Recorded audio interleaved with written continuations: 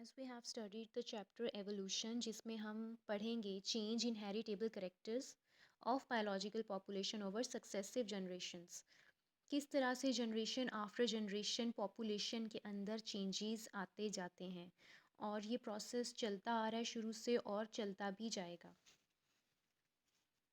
तो एवोल्यूशन का जो आज हमने टॉपिक पढ़ना है उसमें हम डिस्कस करेंगे चार्ल्स डार्विन की कंट्रीब्यूशन टुवर्ड्स एवोल्यूशन, कि उसने एवोल्यूशन के बारे में क्या ऑब्जर्वेशंस की, क्या स्टडी किया और किस तरह से उसकी कंट्रीब्यूशंस हैं एवोल्यूशन के बारे में, स्टडी के बारे में।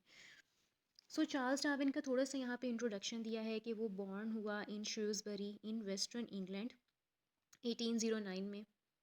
फिर उसने क्या किया, उसने एक साउथ अमेरिकन कोस्ट लाइन में एक एक्सपीडिशन था जिसको उसने ज्वाइन किया।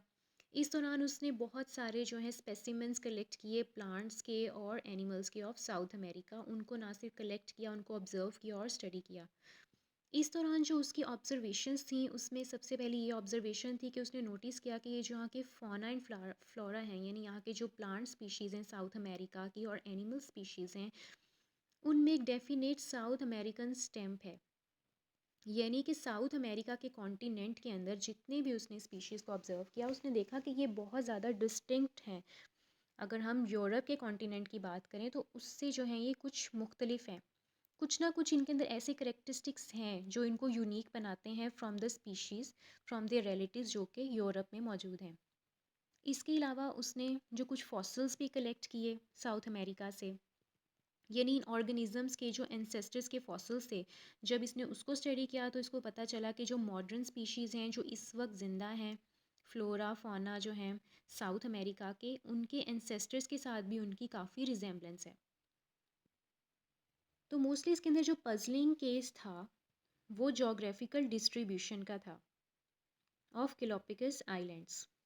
अब कुछ आइलैंड्स थे साउथ अमेरिका के पास, उनके ऊपर जो स्पीशीज़ थी प्लांट्स की और एनिमल्स की, तो वो कुछ मुख्तलिफ थी जो कि मेन लैंड पे पाई जाती थी ऑफ साउथ अमेरिका।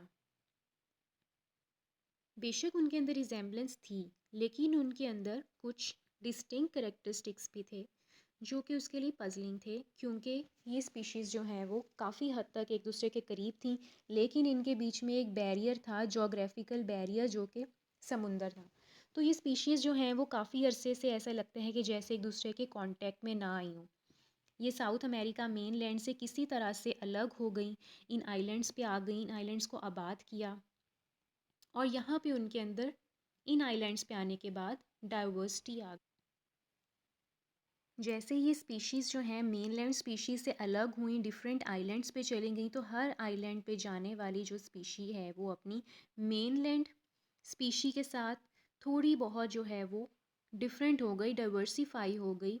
इसके अलावा जो उनकी और रिलेटिव्स थे जो दूसरे आइलैंड्स पे मूव कर गए, स्ट्रे हो गए, उनसे भी जो है इनके अंदर कुछ डाइवर्स करेक्टरिस्टिक्स जो हैं वो डेवलप हो गए।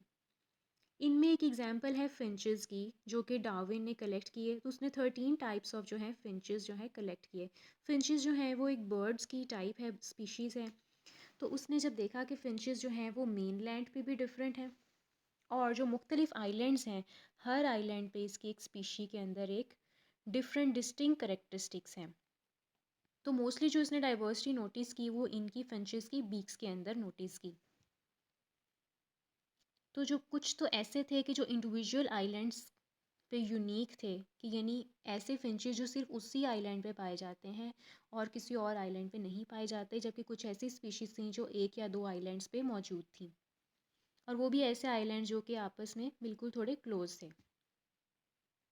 तो जब डार्विन जो है ग्रेट ब्रिटेन में वापस आया तो उसने क्या किया, इन चीज़ों को जो उसने इंफॉर्मेशन कलेक्ट की थी उसको समझने की कोशिश की।